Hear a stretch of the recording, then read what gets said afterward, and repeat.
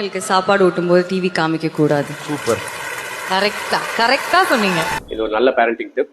குழந்தைகளுக்கு mobile TV காமிச்சோம்னா மூளை வளர்ச்சி கம்மியா இருக்குன்னு தெரியும். ஆனா சாப்பிடும்போது ஏன் காமிக்கூடாது? பொதுவாக குழந்தைகள் சாப்பிடும்போது இந்த சாப்பாடோட பதத்தை பார்த்து அதனுடைய சுவை அறிஞ்சு, ஸ்மெல் தெரிஞ்சு, டேஸ்ட் தெரிஞ்சு, இந்த மாதிரி ருசிச்சு சாப்பிட்டாங்க அப்படின்னா அவங்களுக்கு பசி நல்லா எடுக்கும். அட் த சேம் டைம் அவங்க பசி அறிஞ்சு சாப்பிடும்போது அவங்களுடைய வயிற்றுல இருக்க செரிக்கிற அந்த உணவுகள் செரிக்கிற அமிலம், என்சைம்ஸ் இதெல்லாம் வந்து நல்ல செக்ரீட் ஆகும்.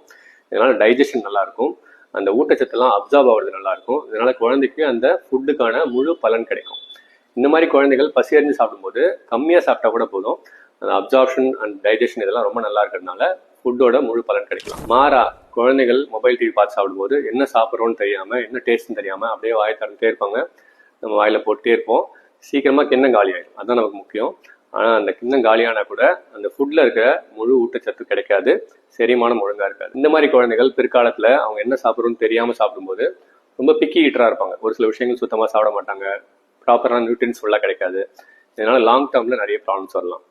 அண்ட் முக்கியமான விஷயம், குழந்தைங்களுக்கு ஃபுட் டைம் அப்படின்றது ஃபுட்டு கொடுக்குற டைம் மட்டும் கிடையாது, அவங்களோட இன்ட்ராக்ட் பண்ணி நிறைய கதை சொல்லி அவங்களுடைய பாண்டிங் உருவாகிறதுக்கான நல்ல ஃபன் டைம்.